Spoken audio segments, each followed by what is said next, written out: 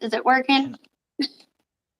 Mine rotated this way, so let me see if it'll work. Nope. It's making me do it up and down. Oh well. So how are you?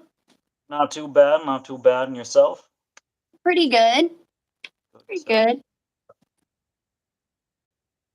good. So I wanted to ask you a few things about like husbandry and stuff like that first.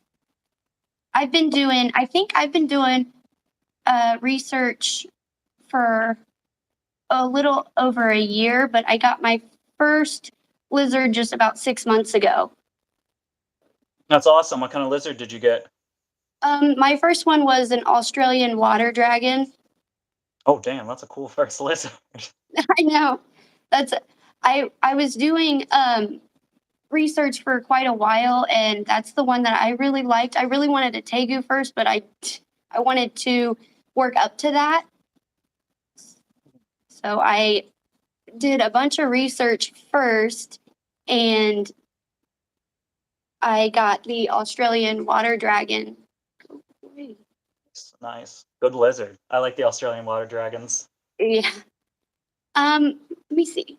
It looks like your does it want you to can you rotate your phone?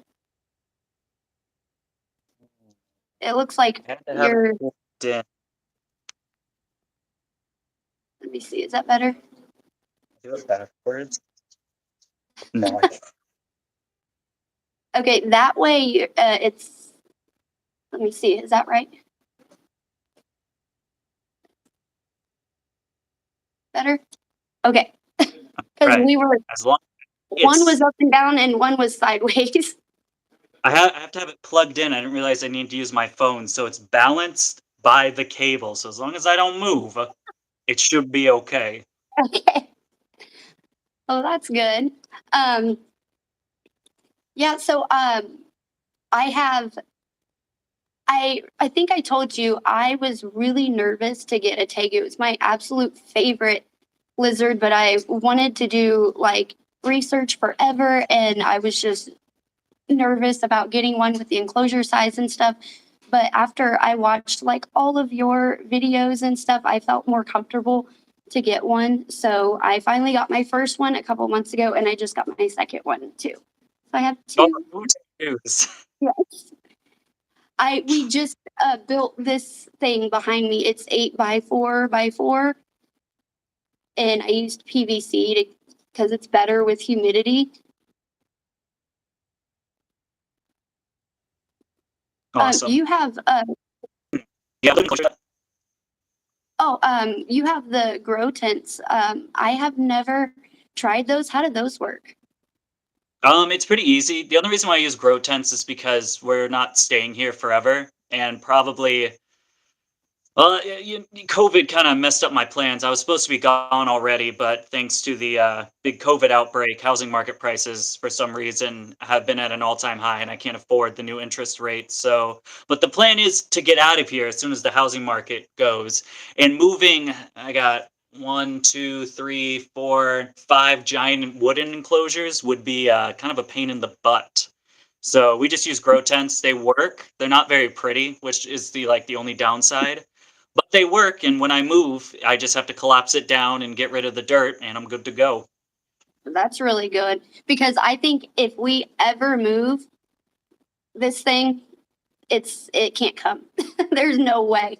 We're gonna have to like we built this and then I put it on top of like a big track right there. So that can come apart, but this thing is never there's no way. So I think if we ever move, we're gonna have to take it apart and build a new one. So it's gonna suck.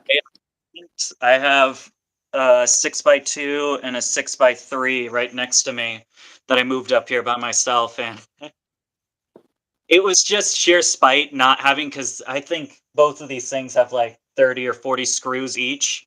I'm like, I Yeah. don't want to install the whole damn thing. So I moved it by myself, just up there. I'm on the second floor. This is a two-story building. That was the most pain in the ass. I don't think an 8x4, that would just be, I think that'd be a little too much. Yeah. we had to actually build it inside too. We couldn't build it outside because it wouldn't fit through the door if we did. So we had to build it in this room. It was definitely a pain in the ass. Like we thought it would be like $1,200, but like every 2 days we were going to Lowe's. We needed something else. So like it was a pain in the ass, but it looks really cool. It's done finally. Yeah, But when I especially put, the PVC prices right now, they're insane. yeah, it was bad. It was like $100 per board. Yeah. Ooh.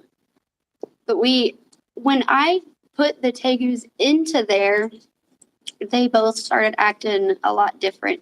They started acting real funny. I know um, me and my first tegu, we do bonding every day, and he was doing really, really good.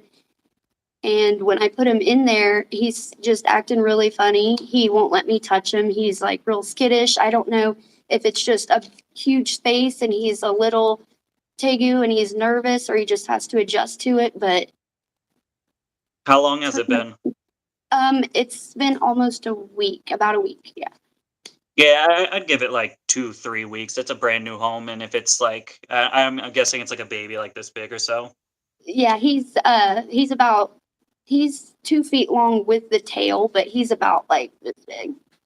It's a little thing. Yeah, when you put them in a great size enclosure, so really big enclosure, they can lack the confidence for that bigger space, which is why he's probably acting up a little bit.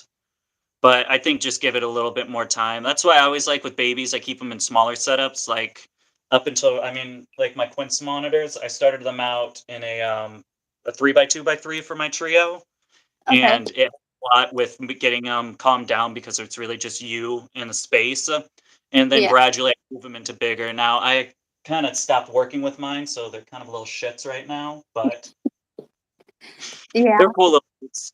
Bigger space, it's gonna feel more defensive, but I think it just takes a little more time to, get adjusted to the new home. Okay. Yeah, because I had him in the large like Exoterra, and he was not. I think he was getting too big for it. And I was building this one because he was starting to get like his head. He was starting to climb up on his waterfall and try to push the top open, and with the mesh, it was like cutting his head. And then he was trying to like hit the door and open the door, and he was just getting hurt. So I knew he was getting too big for it. So I hurried up and got this done, and now he's all like scared and he won't even let me touch him. Yeah, it's just a new space, and a good thing, that's always the hard part is figuring out. Like, no one ever wants to do like a middle enclosure where it outgrows the Exoterra, the aquarium. Then you have to build like a 4 foot, which actually is another great thing about grow tents and what I love about them. Real Mhm. easy, that nice position, because a 4 foot by 2 foot grow tent's like, I don't know, 50, $80, and you set that up and then you put it in the final. So, if he still, probably, I don't know, 3 weeks, a month later, still doing that, maybe putting him in like something like a 4 by 2 grow tent until he gets a little bit more size for that big enclosure. But I honestly think after a couple of weeks of settling down, he'll be A-okay. Okay. That makes me feel better. I was starting to get my feelings hurt. Yeah, when they're No. babies, they can be weird as babies. They're a little thing, we're a big thing. They got a smart brain. Yeah. What do you think about using grow tents for leopard geckos? I think you can really use grow tents for anything. I think snakes are the only thing I wouldn't necessarily do, just because the zippers, they can, I mean, obviously a snake like a boa, I would love to put Viv in a really big, 6 by 3, by 3 grow tent, give her more space, but I know how cantankerous she is, and even with like this heavy duty glass, I've kept it gapped a little too far, and she's managed to push the door open and get Yeah. out. So I can see her messing with the zippers until she finally breaks through, or maybe if I zip tie one of the vents, she can break through. But anything like geckos would do well in them. Honestly, I think anything other than snakes would be a good bet. Yeah, that would probably be a good idea. I remember I had snakes growing up, and mine somehow got out of the enclosure when I was like 8, and my babysitter called the police. They put it in the paper and everything, and it was weird. Jesus Christ. So I've had a lot of people telling me that you should like you shouldn't have the husbandry is not that big of a deal. And it's fine if you have a grow light or a basking light outside to do your basking in. Now, I know that's bullshit, but a lot of people think that it is all right to do the tegus free roam at all times. But if you were to free roam like for a little bit a day, how long do you think? Like maybe like an hour a day, Yeah, it just to hang out with you? I'd say like an hour or two a day is fine. There's no detrimental effects. The biggest issue with free roaming, and no one ever talks about this, it has nothing to do with the proper basking, which I mean, on its own, that's a fire hazard right there. If you're just hanging, I've seen people like zip tie and hangs like just a bulb just hanging like this, like right on their carpet, and it's like, what are you doing, man? What are you doing? But the biggest issue comes from the humidity. You know, tegus, they come from Argentina. They need a relatively humid, you know, somewhere around that 70% is where I like to keep my tegus at. You're not getting that in your household. The average household's like, I guess depending on where you live in the world, but usually it's somewhere around that 20 to 30%. That's going to play a major role in their kidneys if they're left out there without that any type of humidity hide or just their after husbandry of humidity. It's going to start doing some damage on their kidneys, and they'll get some serious issues with that. Yeah, that's a big thing. I remember you talking about that in your other video, and there's no way somebody can keep their whole house that humid, and if they did, you're not going to want to be in that. Yeah, it's just gonna mold. You're not giving them UVB, even if you're using one of those what do they call it, like the power suns or something. It's not enough. I mean, I don't know. It's not a good idea. I don't know where this craze came from, but I think I it's dumb. do. They're not cats, they're not dogs. They need special things and special husbandry requirements, and you can't do that in your house. Yeah. There's the new. Have you heard of the new VivTech light? Um, it's the new UVB light that they came out with. That it's supposed to last for 4 years, and there's no harmful UVC in it. Is that the LED one? Yes, it's Yeah, I haven't done much research about it, but I have heard about. I'm trying it out. It's got a 2 year warranty, but it's supposed to last 4 years. So I don't know. How do you I'm know that your UVB light is not putting out UVB anymore? That's what I was about to. Solar meters are your best bet. Yeah, Arcadia does make some great products with their MVP bulbs. I think they're called something like that. Solar meter is going to be your best bet. They run like I think 120, 150s on the cheaper end. Personally, I don't have one here. I know I should, but I don't. So I just go with the recommended 6 month swap out. So I just do it twice a year. These bulbs can last longer. I've seen people reading their UVB bars like 10, 12 months later, and they're still going strong. But I don't have the proper equipment, so I'm losing money on that end. Yeah, it's a lot like in the beginning, but it helps later on, I guess. That's I got the Arcadia ones in this one, and hopefully it'll last as long as it's supposed to. Yeah, Arcadia makes great bulbs. I think they're the top dog when it comes to UVB. Yeah, I agree.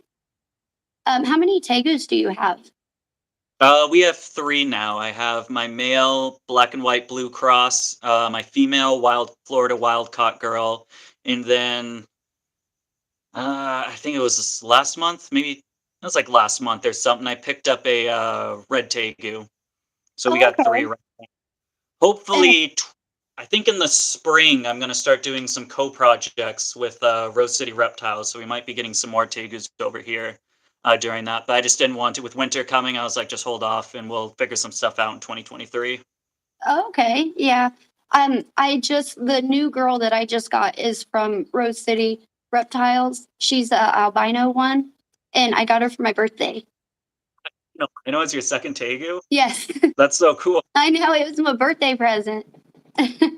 That's Like, awesome. I don't know, there's so many different so tegus are like my ball pythons, which just kinda sucks because they need so much larger stuff, but there's yeah, so many cool tegus, like, I wanna have all more, so I can see myself as soon as I obviously, we haven't bred them yet, like, well, we tried, but we didn't get babies, but as soon as I get babies on the ground and I realize I can do it, yeah, we're gonna go pretty that's heavy into awesome. tegus. I love tegus. They're probably my favorite lizard.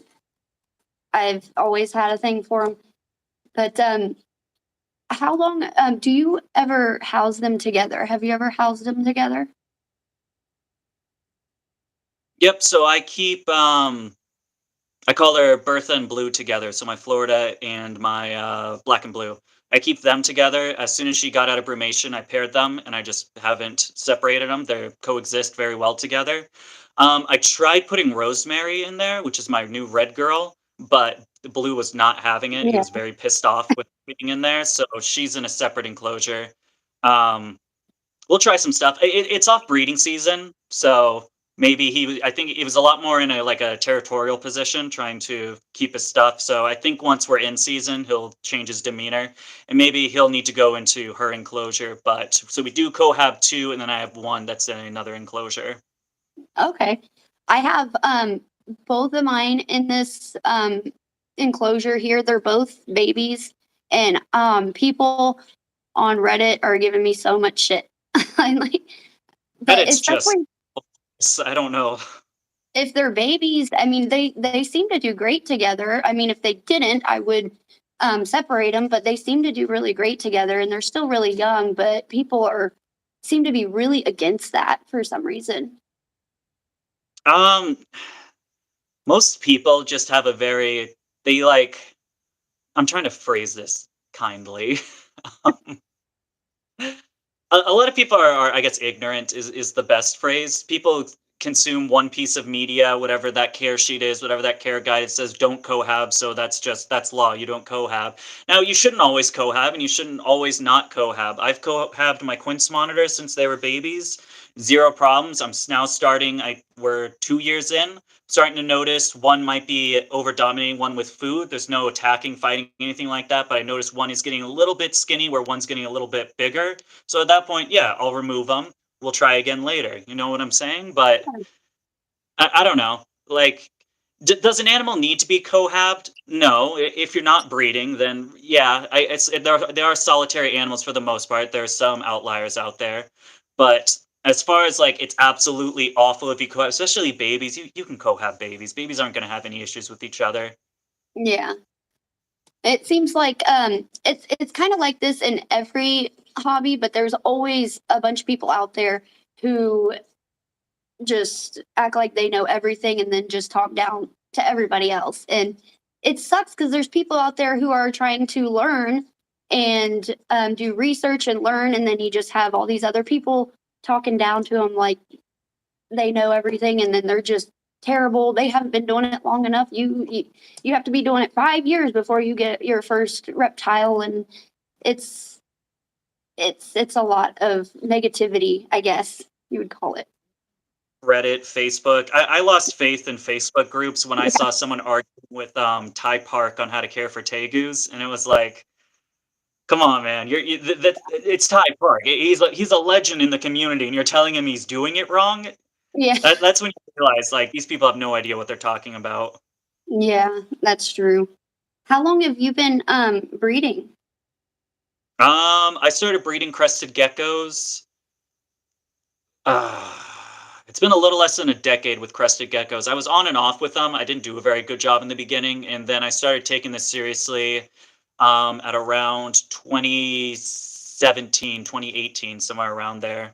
So I've been breeding like as DBCB exotics in 2019, but I was a hobbyist breeder for a couple of years before that with just crested geckos.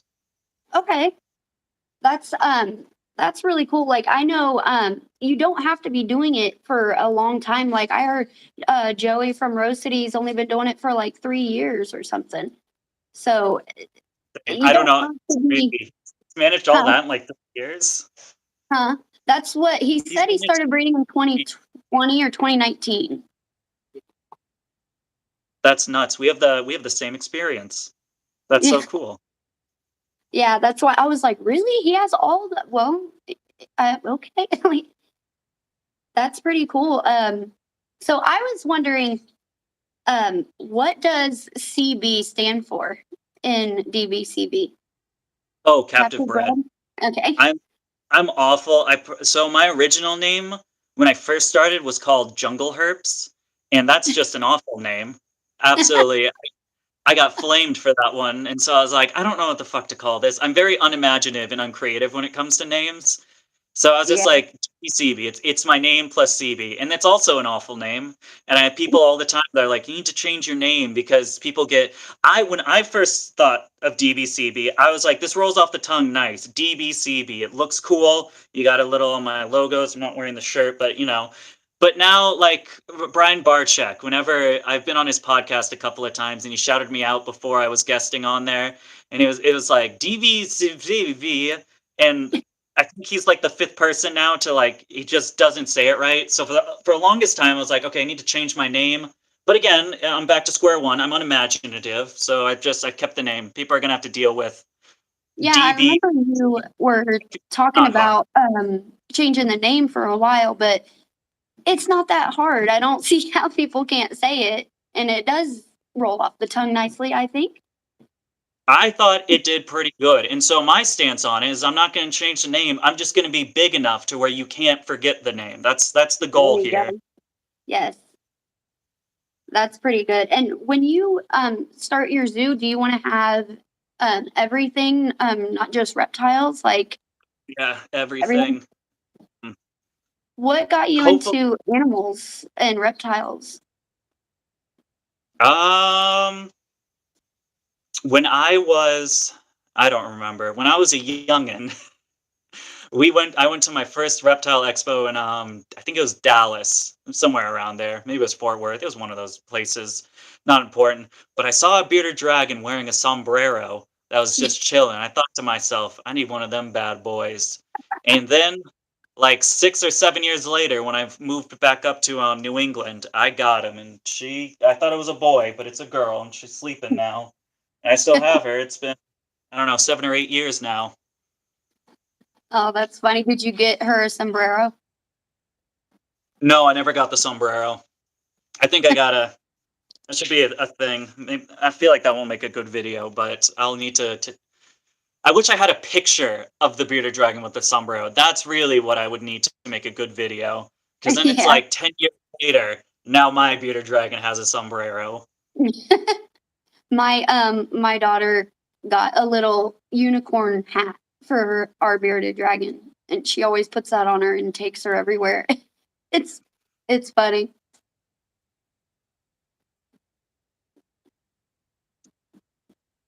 Do you breed any feeders? Um, not well. Actually, I was just getting B-roll for my lobster roach colony, and I realized they're like all dead. I've tried breeding feeders.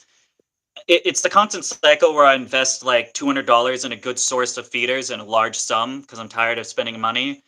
And then probably 3 months later, I get lazy and I stop feeding it, and then they die off. And that's been my cycle for about 2 years now. Yeah. It's it's just too much of a pain in the ass. You got to cut the sweet potatoes. You got to remember. And I've got all these. I don't need to worry about bugs. Yeah. It's it's tough. Like I have dubias, crickets, and we got Madagascar hissing cockroaches. I haven't fed those at all. I like them. I haven't fed them, but they did breed in there. I see babies under the substrate, but the crickets, I can't keep them alive. I can't. I try really hard, and I like the first time they all died off, and I was like, all right, I'm gonna try this again, and I got a bunch again, and I tried again, and I did everything you're supposed to do, and they keep dying, but I mean, they bred. There's a bunch of tiny little crickets in there, so that's good. But like, they keep dying off. I don't know how to keep them alive. I'm not the person for that. My tactic is I overfeed everything, so there's less crickets in there, and then I Yeah. just keep buying. Don't they just die? I suck at keeping bugs alive. My wife Renee, she's the bugger. She actually has hissing cockroaches too. I think she has, I want to say like four or five in a little bioactive vivarium. Oh yeah, that's what I keep mine in. There, I got four of them, and I think it was three females and one male, and then they definitely bred in there. But the little babies are hard to see; they barely come up out of the substrate. But I don't know if I want to feed those. Maybe we can like sell them or give them or something. I don't know. Or you can feed them. There's a market for everybody. Yeah, I'm sure. There's definitely every expo we go to, there's a bunch of bug breeders there. I haven't seen more bug breeders recently, which is cool. It adds some diversity instead of just ball python after fucking ball python. Yeah. Eh, Usually when we go, there's not very big expos around us. There's just a couple little ones, and they are mostly snakes. Like a lot of them are just tons of snakes, tons of pythons, just ball pythons, like different morphs of them and stuff. But I've been seeing more monitors and stuff lately at the bigger one in the Capitol. It's still not Yeah, that big. I thought it'd be we huge. It's just one little warehouse. we need a new it animal, and it needs to stop being ball pythons. I'm so sick of the ball python craze. Yeah, it's been a long time that it's been a huge craze. So when I started making videos about reptiles and stuff, because I've had my channel for a while, I've done different things on it. I used to do like commentary, and I do like vocal covers, and then I got into doing reptile videos once I started like actually getting reptiles. And I try to put out as much information as I can and share the research that I've done with people because that seems to be really important. But once I started doing the videos, I have found that there's a lot of scammers on Instagram who make huge Instagram accounts and buy like followers and have all these pictures of lizards, and they say they're breeders and they're not, and they scam people out of their money. So I was going to do a video about that because I wonder how many people have been scammed from like people pretending to be reptile breeders. Channel. I have a bunch of URLs and channels that I just haven't done anything with. I have a bird channel that's called Flipping the Bird, but I just haven't posted anything. I have a YouTube channel called Repti News, and that's like one of the stuff I was going to go on with it was do you know like it's the it's like the good guy bad guy review on Facebook groups for reptiles, like good buyers, buyer bewares. I was going to Yeah, make that commentary piece and do like a scammer ones as well. I don't know, haven't done anything with it. yeah. I remember there's tons of scammers out there. When I did commentary, I did a video on all those sugar daddy scammers on Instagram. People were like acting like they were sugar daddies, but there's definitely I've been looking for I want a blue tongue skink, and I was looking for one, and somebody messaged me, and they had a full account with tons of pictures of all these different morphs, and they told me that they would give me one for I think it was 1,200. It was like an albino one, and I was like, oh, I only have like $300 right now, and he said, well, I'll take that. I was like, okay, that's how you know it's a scam. But like, I wish that I could come up with like find other ways so we can warn people because that shit that sucks. And I've had somebody tell me they were actually scammed out of a albino tegu that they spent like $800 for. I mean, I think the biggest issue is as a customer, research where you're getting the animal from. The reptile hobby is a very strange place because when you think about any other market, let's say dogs, for instance, I mean, a lot of well, I guess it's kind of the same thing. A lot of people don't do research for dogs either. I think research is your biggest power. Don't just buy the first animal that you see with an ad placed on it. Figure out who you're buying from. I think the world would be a better place if we took 2 seconds to Yeah. figure that out. If anything, it has like a very generic name to it, like Gecko Store. No one named their place Gecko Store.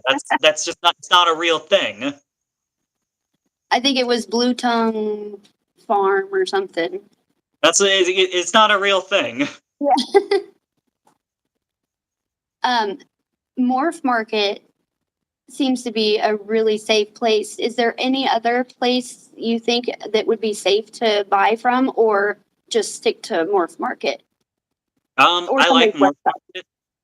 the security measures they have to be an authorized seller on Morph Market. You have to provide your driver's license. You have to provide a picture of you behind enclosures. You have to provide a picture of animals, like a animal that will be. So, like I breed crested geckos, so gave him a picture of one of my crested gecko breeders.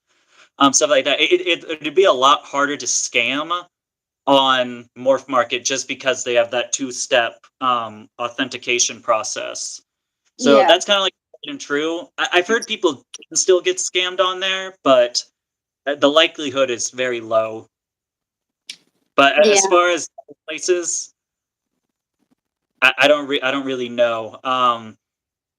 Again, I just think the best place is just going to reputable breeders, not just like anyone who you see. Which I know it kind of sucks with the small guys starting out because we all started out, but at the same time, you know, I mean, even if they have a Facebook page and you see them with the picture, took like 20 minutes, even like 20 seconds for you to type in their page, see, oh, there's the guy, there's the gecko, two and two together, good to yeah. go. I don't know. I've never been scammed before, so I Mm. don't know. Because if something feels fishy, when I was looking for a chameleon before I went to France Cams and they gave me one, someone messaged me and they have this blue panther and they want like $100. I was like, that doesn't make any sense. Why would you sell an adult blue panther for 100? That seems fucking weird. It's a scam. They try to say that they're trying to make room. That's what they usually say. They're trying to make room. They have, And it's this wicked high-end animal. I saw someone when lily whites and xanthics were like the big thing before they started becoming a little saturated. People are like selling, just these really high-end crested geckos, and they're like $200. I'm like, it's not a $200 crested gecko. That's not real. yeah. Somebody just tried to offer me a white, like Dalmatian pattern crested gecko for $180 plus the enclosure. It's not real. Yeah. I mean, yeah, like a white crested gecko that's a super doll. I mean, those are expensive. That's what I thought. I don't know too much about crested geckos. I've actually looked into tokays for a while, but I'm kind of afraid of. I'm like, they all seem so angry. Are they all that way, or can you actually work with them when they're babies, like tegus, and have them be nicer? I like working with them when they're about 6 months old. I don't have a 6 month old on me at the moment. But once they get like a little bit of size where they can bite and they realize they can bite, they build that confidence at that certain age. Usually, when the males start getting somewhere around sexual maturity, they'll start getting defensive and fight versus flight. And that way you can pick up on work with them a lot better. Because if an animal's constantly scurrying away, it's a lot more difficult. But if an animal's going to stand its ground and be defensive, like even I always picture or to say tokay geckos are like the monitor lizards of geckos. They're super intelligent. As long as they start perceiving you as not a threat and realize you're not going to hurt them, then they chill out really easily. We got my main man Bert, who I can just pick on up. He's going to be in a video tomorrow if I finish it today. That Okay. you can hold him. He climbs on me like a crested gecko, no issue. But then I got stuff like my granite, who just wants to maul me at every chance he gets. Yeah. Yeah. I really, really like the tokays. I love the pattern. They're beautiful, beautiful animals. I'm just they're I just I'm afraid I won't be able to work with it. Like I have this Australian water dragon and he is definitely super flighty. He's still that way. You can't even touch him. We try to get him out and he's so fast. He's like gone and he'll jump out of the enclosure on your face and like take off running. And so I try to work with him, but I can't even catch him. So I don't know. They said they calm down when they're older. And like you just said, they kind of more fight method than flight. So hopefully when he gets a little older. It's the same with my frilly. He's come here, little one. Let me hold you. Yeah. He's pretty flighty.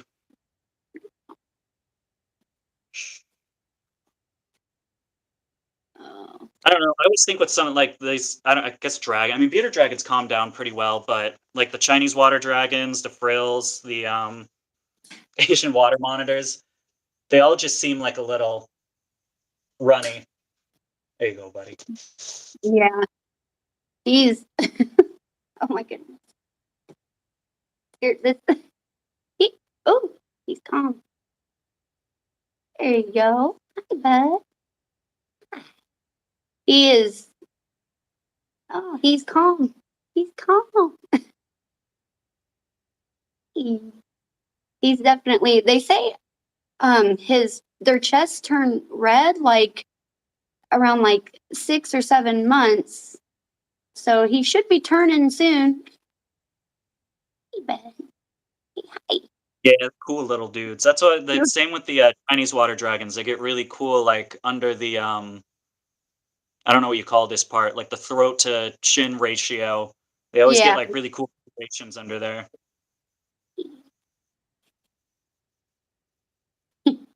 He's long. Oopsie. He tried to run away. So, why do you prefer geckos? Is that your favorite type of reptile?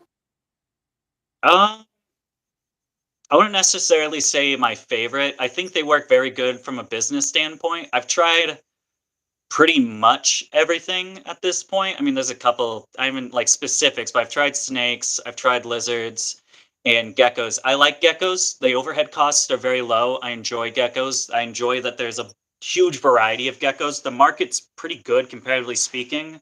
Like if you talk about any gecko species versus like bearded dragons or ball pythons, there's a lot less people in it. It's slightly more niche, especially when you start getting down to stuff like tokays, the Europlatus stuff, day geckos. A lot less people are doing it, so I felt like it was a good market to break into. As far as favorites, I think monitor lizards are my favorite, but when it comes to breeding full time, there's just no way I'd make the overhead costs of feeding monitor lizards alone. You don't make your money back breeding them. Yeah. It's simple. That's what, I got my trio of Argus. I've got my hopefully pair of Quints who's sleeping right now. And I just do it because I love the species. Yeah, I love monitors. They're just so big. I don't have enough room for one, and like a whole room you need for some. But do you know where you want to move to when you open your zoo? So I was set on North Carolina for the longest time because they have very lax laws, and then they pulled a 180 on me and banned tegus, which is ironic. And Yeah. so for the longest time, I actually had somebody, one of the fans of the channel, that I was just going to give my pair to because, I want to move. But then I started thinking, I was like, man, I really like tegus. I don't really want to move somewhere that's banning them. So now I think West Virginia is going to be the move. Excuse me. I'm not 100% set, but we're pretty set on West Virginia. They've got lax laws. It still gets cold over there, so I'll need to build like hybrid enclosures where it's outdoor. My plan is to build a giant building and then use garage doors as like an indoor outdoors. So we open it up during the spring, summer, fall, and they can go out or in. And then once winter comes, we can close that area off and they'll have an overwinter space inside. Oh, that sounds really cool. I would love to do something like that. West Virginia is actually pretty close to me, and my whole family lives there. They have a lot of zoos there. Like there's people I don't there's like people who just have their own land and they have like a zoo on their land. Is that what you would like to do? Yeah, that's. I'm not 100% sure where I'll take it. I really do like the whole like Camp Cannon, Blake's Exotics Ranch. How it's very private, but it is like their own personal zoo. But then there's like the Brian Barczyk Reptarium where it's public. There's pros and cons to it. I'm not very fond of people. I don't like people, and I've seen how Brian, not how Brian, but how some of the customers at the Reptarium act, Yeah. and he's very good with it. He's all about getting people to love reptiles, and that's awesome. I'm not as patient as the man Yeah. is. If people start talking shit about my animals, I'd get pissed off Yeah. personally. 'Cause I'm not a patient guy like he is. He's Brian Barczyk's a better man than I am when it comes to that. So I don't know what the thing is. Maybe private tours would be cool. I think that's what Chandler's setting up to do. So maybe something like that. I got time to think about it. Yeah. Oh yeah. There's so we somebody asked, do you get people dumping their kids' pets on you? People try. So I don't usually take them because it's always bearded dragons or leopard geckos, and I just have no interest. yeah. I've gotten I've gotten some cool animals before, like I got a white tree frog. Actually, I think that's it. I think that's the only animal I was interested in with people dumping. Someone gave me three crested geckos a while back. I remember that. So every now and then, if it's good, she used to be a breeder and she was getting out and she couldn't sell them, so I took them. But most of the time, it's leopard gecko, corn snake, ball python, bearded dragon. I don't want them. Yeah. I'm not a rescue. I don't have. I mean, we have an entire building. This floor is filled pretty much to the brim. I'm running out of space up here. I've got no need for someone's throwaway bearded dragon. Yeah.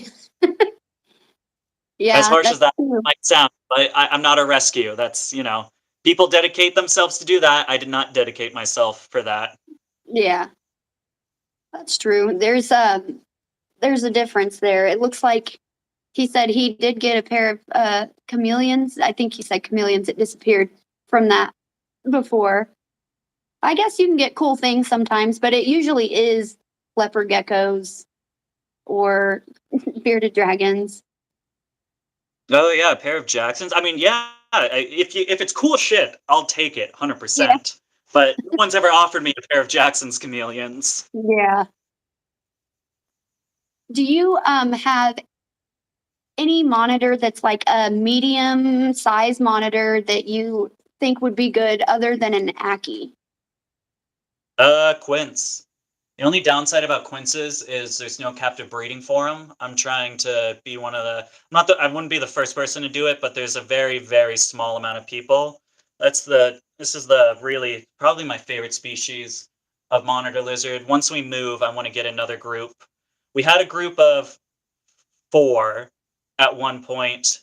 Then some stuff happened last year in the winter. I had to sell half the project to keep DBCB Exotics going, so we're down to a pair.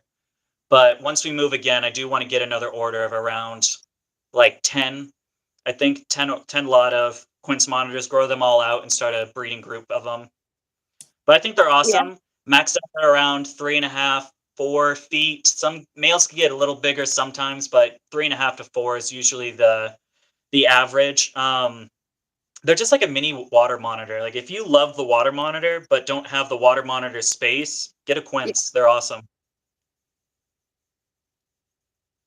How much water area do you need for a quince?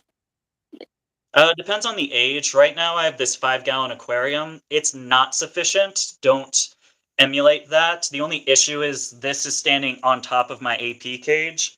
And I'm afraid I have a 10 and 15 gallon tank, but I'm afraid because the 10 gallon's like 85 pounds of concentrated weight. I'm afraid it's going to bow this enclosure. But this is just a temporary place for them.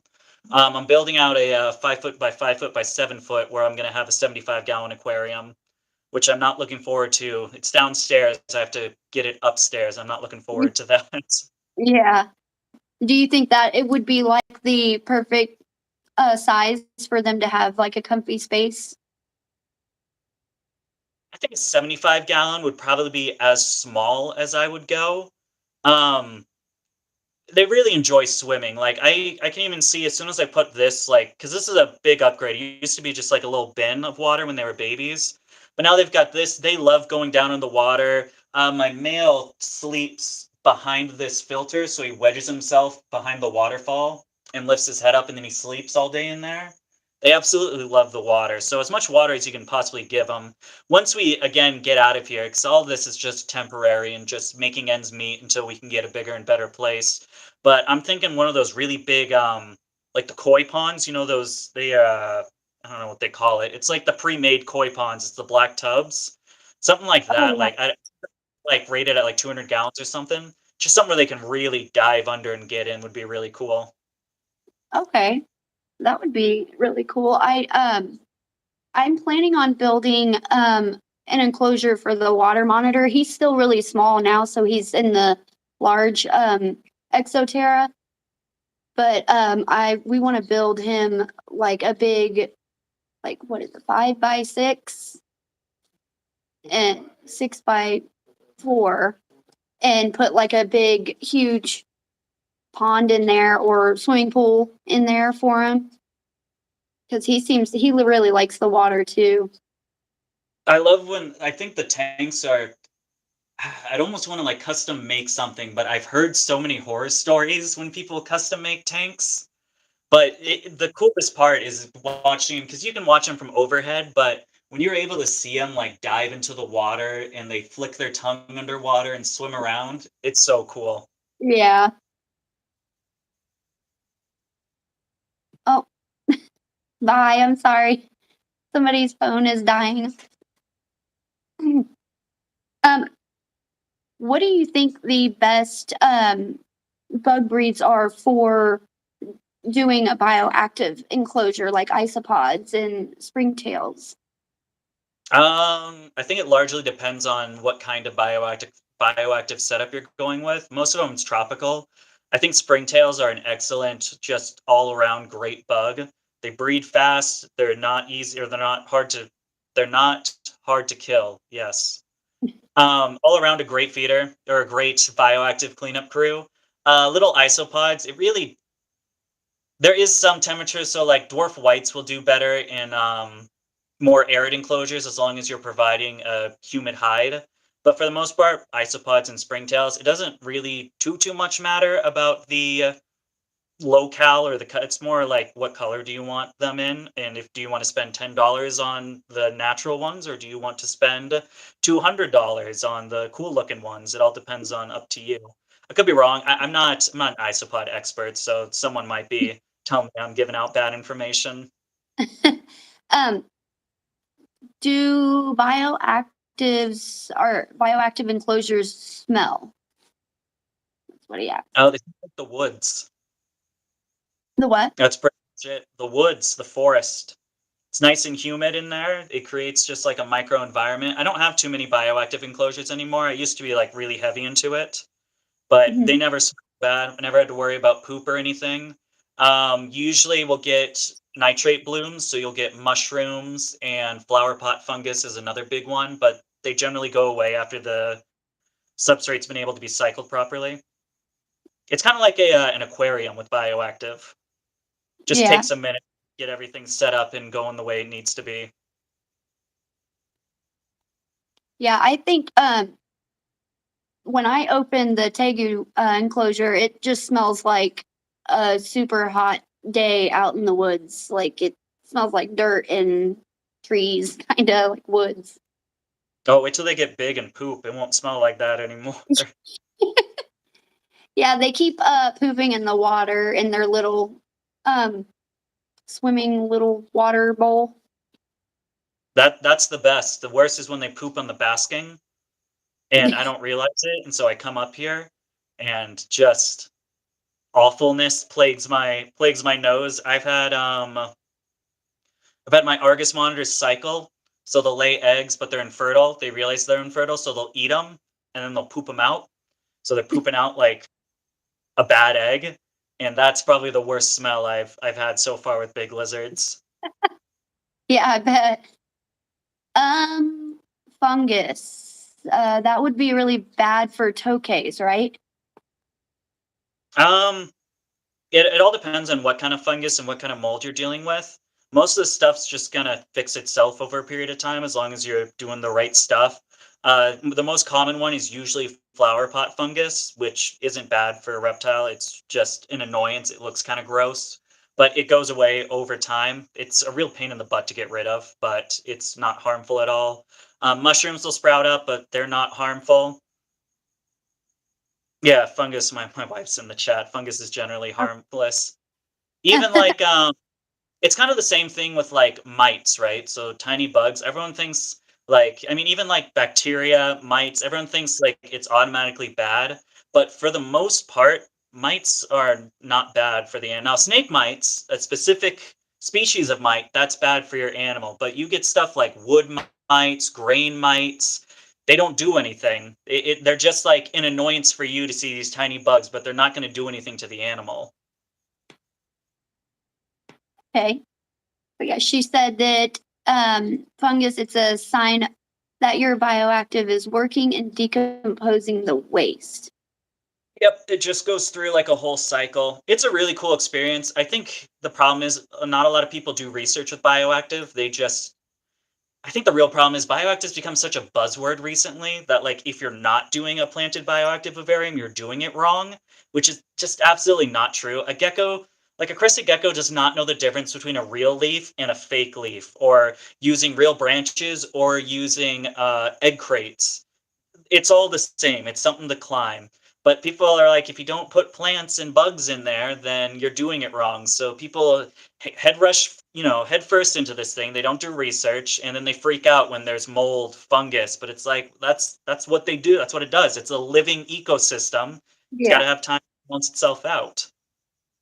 It's the probably the same people who are just giving everybody those all that negativity, like telling everybody that they're doing everything wrong. What kind of lizard would you never keep? I don't think there's a lizard I wouldn't keep.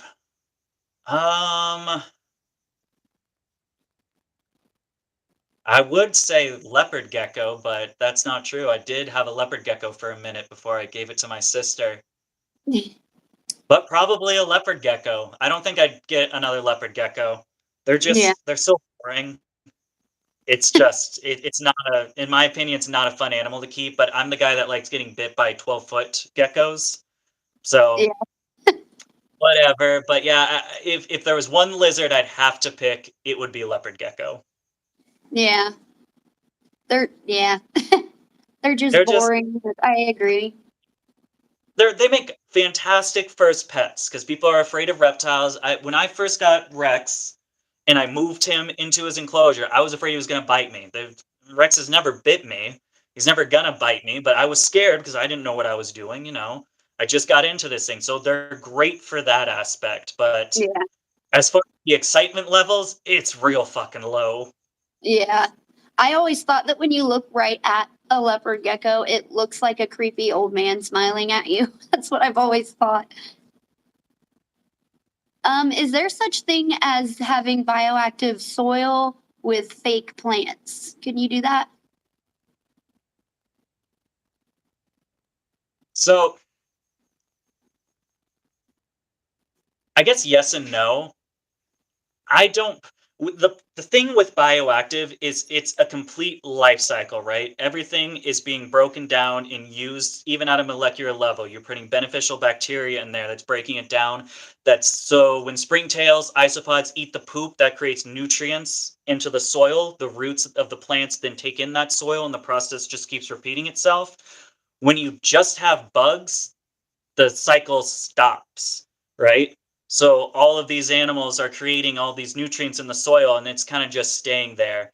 So I don't 100% know if that has like negative effects. Again, I'm not an expert in bioactive, but I do know it's not technically a bioactive enclosure because you're not completing that life cycle. Okay. Um, have you ever had a jeweled Lacerda? Are they like small tegus? I've never had that's so I was just talking about jeweled lacerdas today. I never had one. I took care of one at a pet store I worked at years back. It was an awful animal. It was very like just flighty and aggressive, and it had long nails that no one was clipping. So it's like the frilly or the quince where it's just digging into your palms. Was not very fun for me. So I'd get a jeweled Lacerda. I don't know much about them. I think that's my biggest issue. I have that one negative experience, and that is the only experience I've ever had with jeweled Lacerdas. Yeah, They're I pretty. like. I'll give them that. Yeah, they are. I like the lychees. They're so beautiful. They're just so expensive.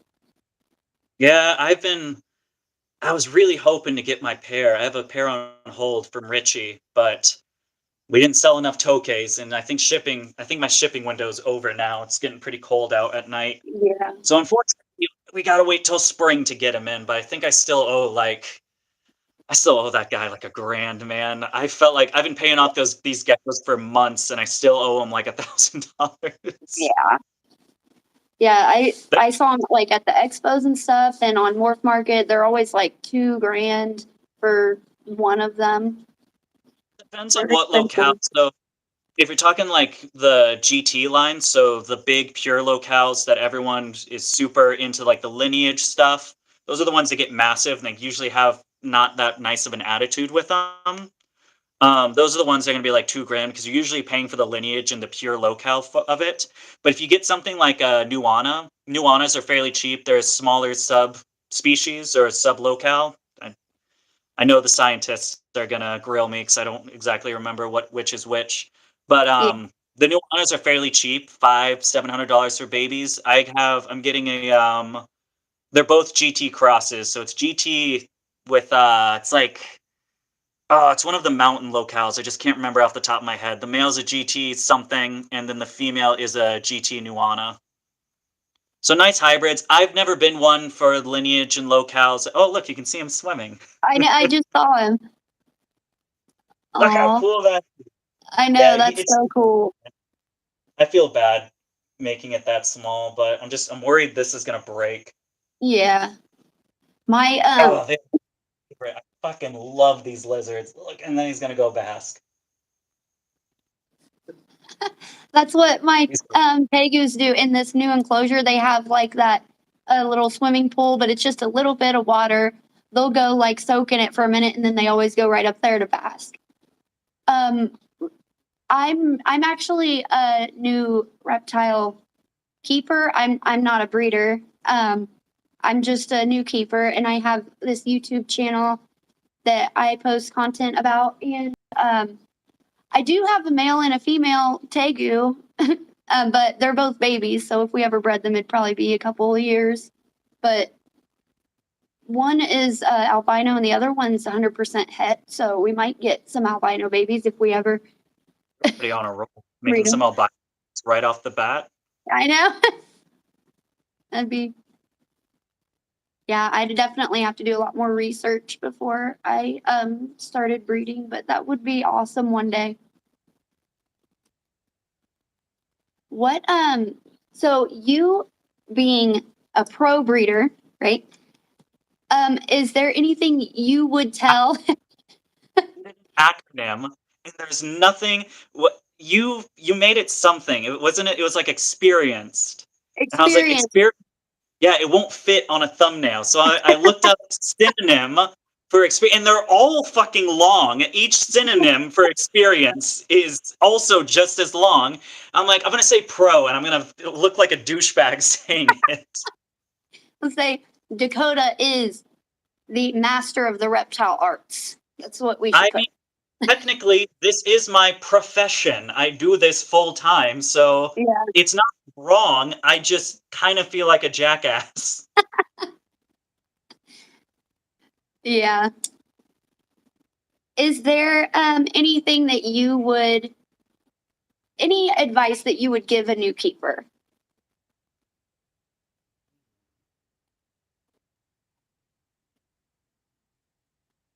I think my best advice would be talk to keepers and breeders before getting the animal. I mean, YouTube videos are great. I try to make my YouTube videos as informational, educational is a better word for it, as possible.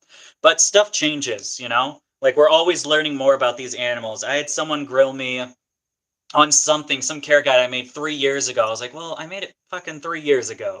Yeah. You know, so you can't always be up to date. And especially when you start talking like actual paperwork care guides, I mean, some of them are just awful and they're wicked outdated. There's some bearded dragon care guides that still say 40-gallon for an adult, and it's just so go to the Yeah. source, go to the people. I mean, if you're looking to buy an animal, I think this is another issue is so many people are just like, boom, I got my animal. Now how do I care for it? Where if and I think this goes to the point of kind of weeding out who's a good breed and who's a bad breeder. Like, you are spending your 100, 200, you know, whatever amount of money for this person. They can at least tell you how to care for the animal and how they've been doing it, right? If they're Mhm. not willing to take the time, because a lot of people ask me, you know, what kind of food do you feed it, what enclosure, and I just take the time. I have the videos, but I feel Yeah. like a dick if I copy and paste and be like, hey, watch this. This is how you do it. I'm Yeah. like, well, I'll take, you know, this person's given me $200, $250, whatever the amount is. You know, I'll fucking take the 10 minutes to explain how I Yeah. do it for my animals personally. I'm not going to copy and paste a care guide link. I Yeah. don't know. Maybe I'm just built different. I don't know what the That's answer something is, but if I would someone's do. I'm the same way. time, you know, you should already learn. Well, like, don't do business with that guy then. Go to someone else that's willing to take the time before you buy the animal. We're talking about a 20-year commitment. These aren't throwaway pets. These pets live for a long time.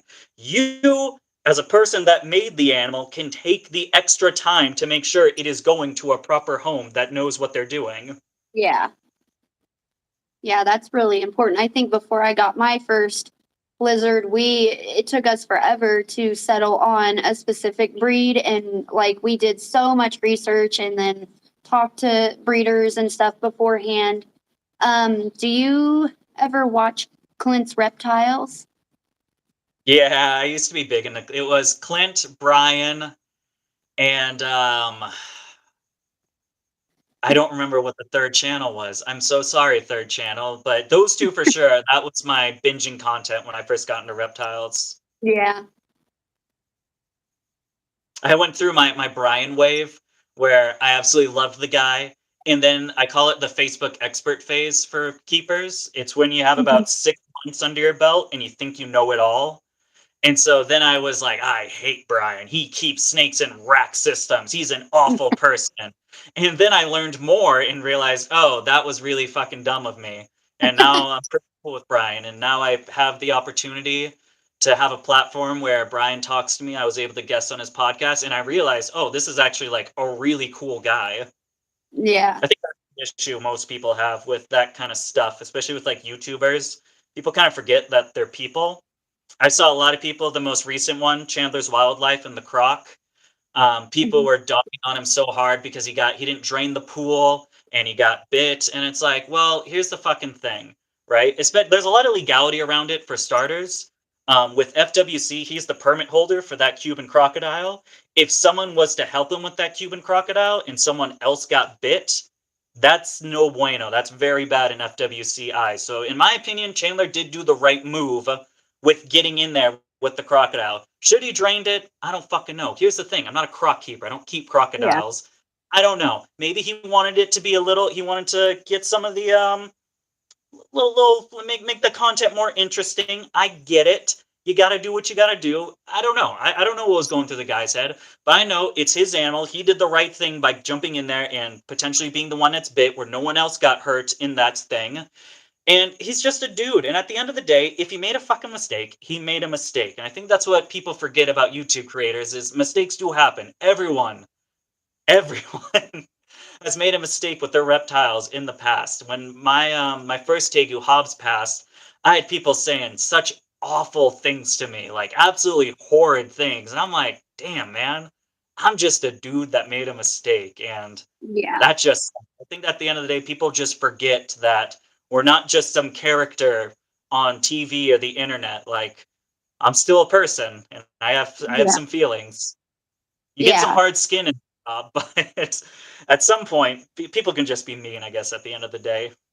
Yeah, definitely. And that's with like every genre, I think. I've seen people trying to cancel tons of people, YouTubers, and just for a simple mistake that anybody would make. And the people who say that stuff, I'm like, come on, I know you've made a mistake before. So it's just, people are just, it's easier, I guess it's easier to bully somebody and be an asshole behind a keyboard, I guess. Well, that's But just the thing. It's all about I've never had some I haven't gotten like a lot of hate, but I've gotten some pretty if they're real good, I always post them on my Instagram story because yeah, some of them are just spectacular. And it's yeah, like people will write monologues like this thick of what an awful person I am. And I'm like, God damn, dude, you took 10 minutes out of your life to yeah, tell me, and I'm just laughing at you. That's just not a good productive way to live. But I've never had anyone come up to me and say anything to my face. I think that's the thing. I don't think anyone who's ever gotten hate has had someone come up to them in person and tell them they hate them and they're a bad keeper.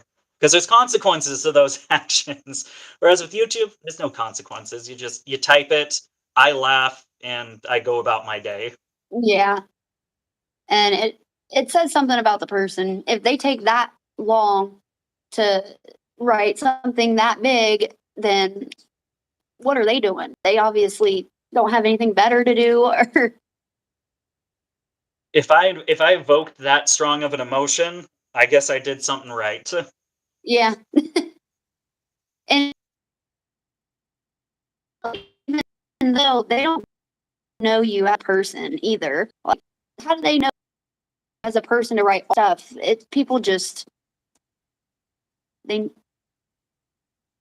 Rick and Oh Morty. yeah, I posted a Mhm. TikTok. My first viral TikTok was I had my birds were in a bird room at one point, and it was me walking through the hallway to the door, and he's like yelling. He's like, ah, and it was funny. And then there were so many people saying I'm an awful bird owner because that's like 15, not 10 seconds of context, and I'm an awful caretaker because of Yeah, this 10 seconds that they got to see into the life of how I treat that animal.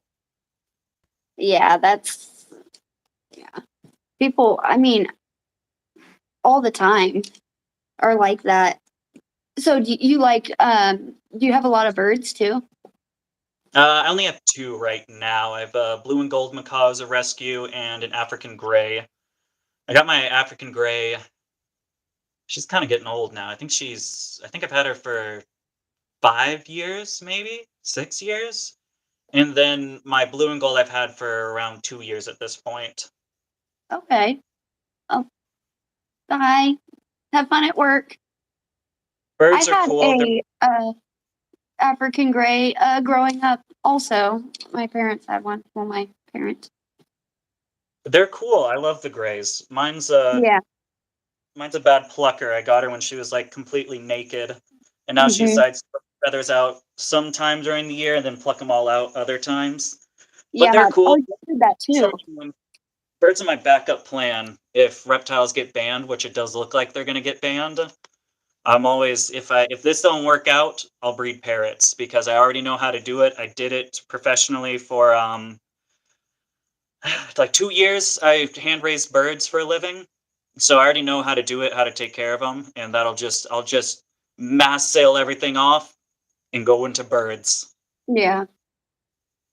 So did you do birds first before reptiles?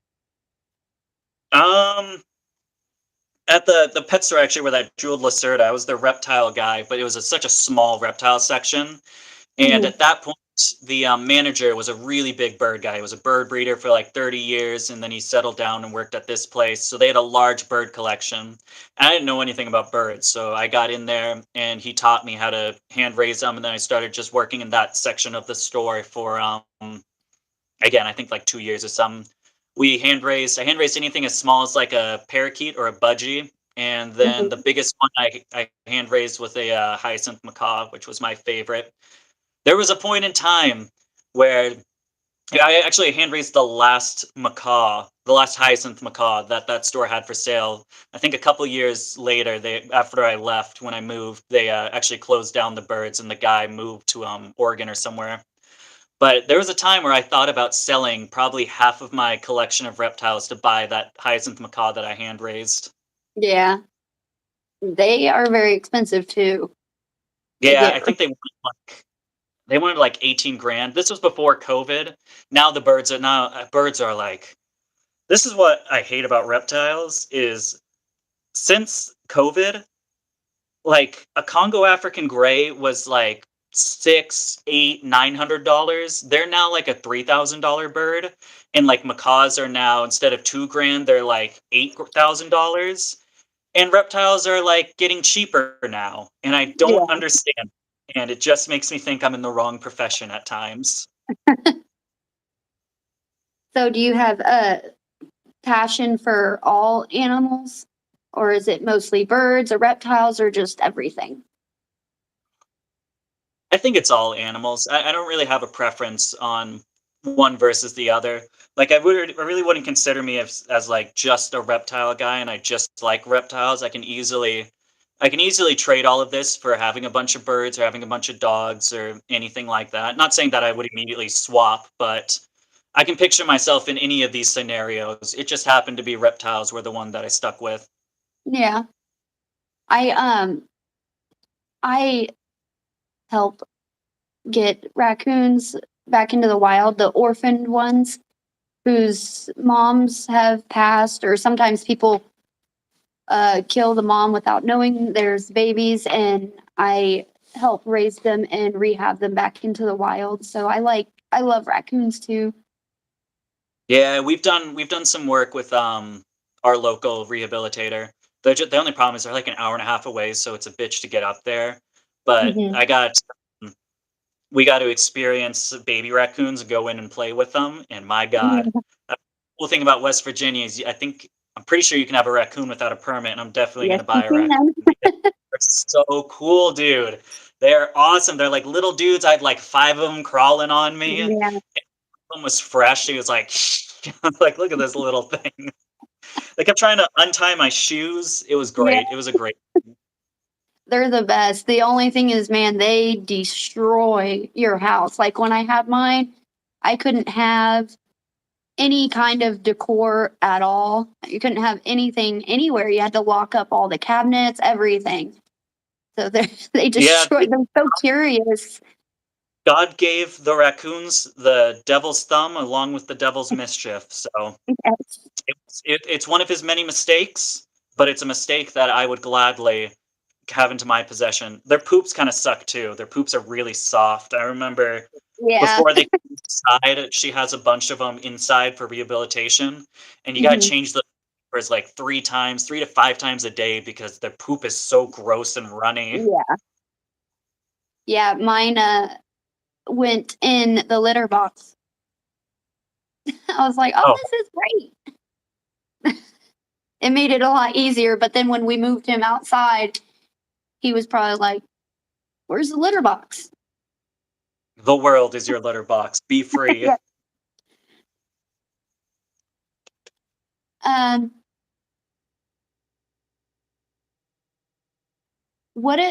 so your plan, I heard on your video, your plan to talk to all of the YouTubers. I think that's a great idea. That would really be a good idea to help you. Is there any YouTubers that you like really want to talk to? Um, I my Argus monitors are messing around. I don't know if you can hear the banging of them. Oh, Some girl gets pissed off, and then she like gets all huffy puffy with him. It's not fighting. She just gets pissed off, and then she runs away, and then she comes right back. I don't know. As far yeah. as creators, I think I have most of the people. Like I've been pretty fortunate with.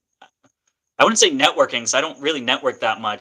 but I guess luck is a big thing. Oh, you know what? Kennen. Betty White is right. Kennen would be a really cool guy. I think that's the only big dude because Brian Barczyk, Chandler, Tyler. Um, we got a bunch. I think we're up to like 12 people that are good for the collab. Mzotix, Catalia. We got Herp Time. We got Mason. We got a lot of cool dudes.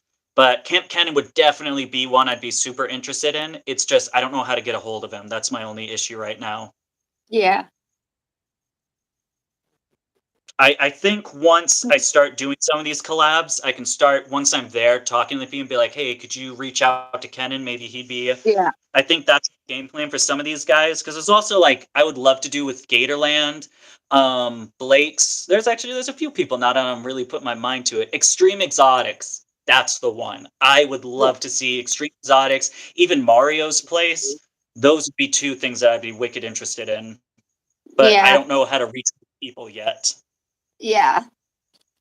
That's really cool. The bigger they are, it's harder to reach them.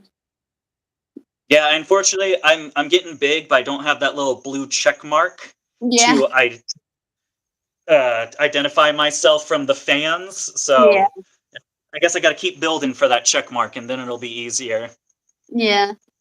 How many do you have to have to get that check mark? I'm not sure. Like, If I had to guess, I think it's like 100,000, maybe. yeah, that sounds about right. I know it's 100,000 for YouTube to get the little check next to your name, but I don't know about Instagram. Yeah. Yeah, I think that's a great idea. There's I saw Mzotix commented. I was like, oh, that would be a great video. I know she did a video with Clint as well one time where she like showed him her ferrets and stuff too. That was a cool Yeah, one. I've been wanting to get some ferrets recently.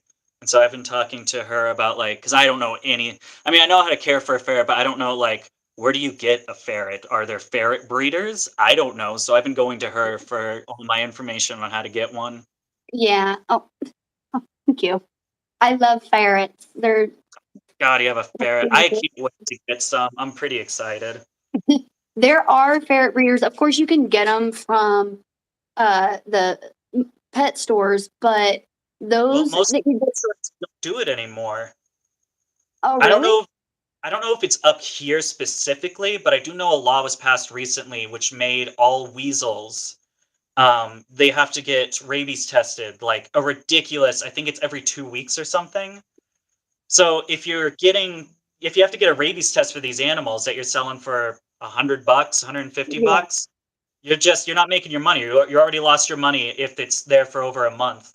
So Yeah. most of the pet stores, like I tried Pet Life recently, and they said they just don't carry them anymore. It's just not for them. So Oh I wow. think I'm just gonna rescue some Yeah. instead of There buying is from a breeder. I know all most of there's the stores. Yeah, there are breeders out there.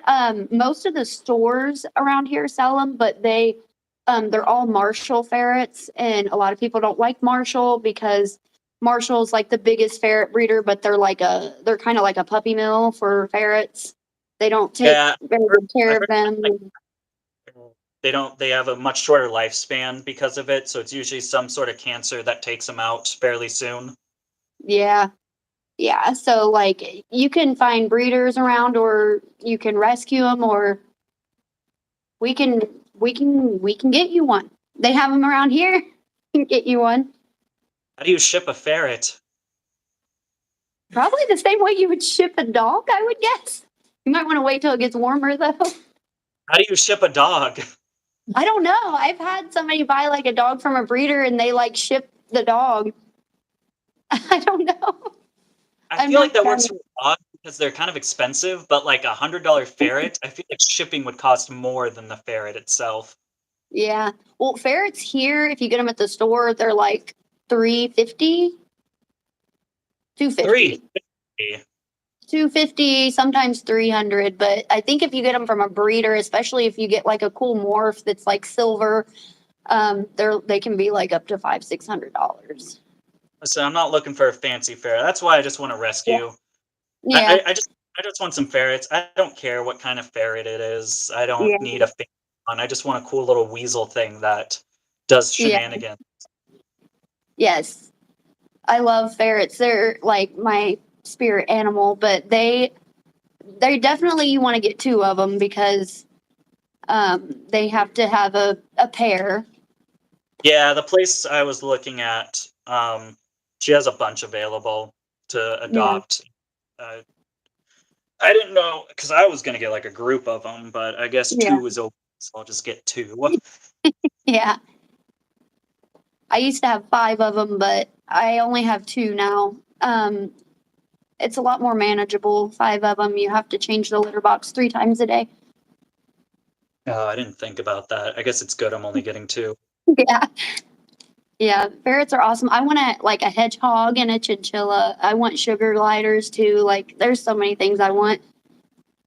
I had I don't remember who it was. Someone offered me their sugar gliders. I didn't take them.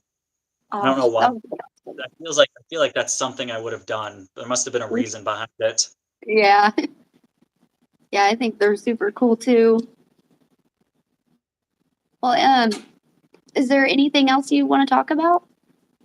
No, I think we covered everything. Yeah. Well, Frank. Oh, I Oh, want Fran, to. what Frams? Why didn't we get the sugar gliders? We should have gotten them. Oh, is it sugar glider? Yeah, I did a video with Frams. I gotta hit them up. That's another person for the collab. They're the one. That's where I got Yoshi. He just gave them to me. He was a pied translucent veiled that he had like three left from someone else that gave them to him to sell. And he's like, "You can have this." And I was like, "Oh shit, thanks, man." And that's how I got my own chameleon. I guess they wanted to give me sugar gliders too. Yeah. Yeah, they're super cool. How long does it take you every day to feed all your lizards and stuff? That's what I wanted It to ask doesn't you. it doesn't take long because I space it out. So Mhm. like the tokays are one day. Well, I guess the tokays and the lizards are one day. The big lizards are another day. The crested geckos are usually at night, so it doesn't overlap. So it's usually like I guess it depends, like 20 minutes to an hour, depending on which animal it is. And it also Okay. depends on how interactive I want to be. So if I hand feed each monitor, it's going to take me a while. But if I just Yeah. throw a plate, I can get it done in like 5 minutes. Yeah. Um, I when I first got my tegus, my ferrets are on a raw diet. They eat just raw meat. So when I got my tegus, it was a lot easier because I already had tons of like raw meat, like chicken or turkey, and they have rabbit and all kinds of stuff. So that made it a little easier. But if I feed everybody in the same day and take care of the bugs too, like feed the bugs too, it takes me about an hour or a little over an hour. So it's, Yeah, I feel like it would take a little bit if I did every single one at the same time, but yeah. that's just not playing. It's that's not playing smart. You gotta cut it up. That's funny. I'm doing the exact opposite. I have so much raw meat because of the monitors that Mhm. I was like, yeah, fair, it's no problem. I already have the food down. Exactly. Yeah. The tegus, they still eat every day since they're little. So I feed them every day. So, but Um, it does. I guess it doesn't take that long. I usually will grab it out of the freezer before I go to bed, and then in the morning it's thawed, and I'll cut it up and give it to him. So it's really not that bad. And what I like to do is I like to get all the different kinds of meat and then cut it up and put it into like little baggies, 1 ounce in each bag. That's what I do for my ferrets. So it made it easier for the tegus because it's already weighed out and stuff. I don't know how much do you feed like a 7 month tegu? Do you know like the weight you would feed? Does it matter? It's a trial and error. I kept adding food until I noticed it wouldn't eat some. Mhm.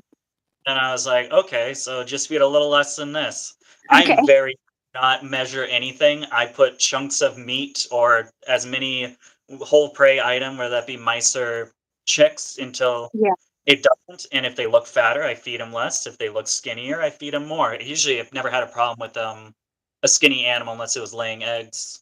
Yeah. So whatever I'm doing right. I just can't tell you Yeah. what it is. Yeah. Yeah, that's my tegus. They seem to just want meat. I can't get them really to eat their greens or veggies or their fruits. Like I think he had a blackberry for the first time yesterday, and I always offer them. But I did try the Reptilinks recently. Have you ever tried those? Yeah, I'm sponsored with Left Reptilinks. So Okay. you it's my code or it's a link, I can't remember, and Okay. I get money. I don't think Reptilinks gave anyone a discount. I guess I wasn't big enough for their discounted code, but I can Right. make money with Reptilinks from me. Okay. Well, you'll have to send me Th- the link or the code for next time. If you if you don't have money for Reptilinks, because they are kind of expensive, Yeah, they are. you can just get any type of ground meat and just Mhm. chop up the fruits and veggies very fine and roll it into the meatball. They'll eat it Okay. right up. What I did in the Okay. beginning before I knew about Reptilinks. Okay. Yeah, I tried the Reptilinks. I'm not sure if they like it very much. They don't seem to like it as much as just the regular food that I feed them. Oh, I guess all mine are garbage disposals. I mean, mine just opens its mouth and whatever is near it gets bit, even if it's my hand. Right? It seemed to help at first if I took it out of the little casing because he didn't eat that, but sometimes he'll eat it, sometimes he won't. Yeah, that's what I did with the Mhm. Quinces, because their heads are a little too small for the links they gave me. So I just cut them open and opened them, and they just like dug into it. Yeah. Well, I want to thank you so much for coming on and talking with me. I really appreciate it. And No problem. Each time. the dragon's like falling over and trying to get out of the cage. But I really appreciate it. I would love to stream with you again sometime if you're ever up for it. For sure. And we can, talk about something different this time. But I really appreciate it. Thank you so much for coming on Uh, and talking with me.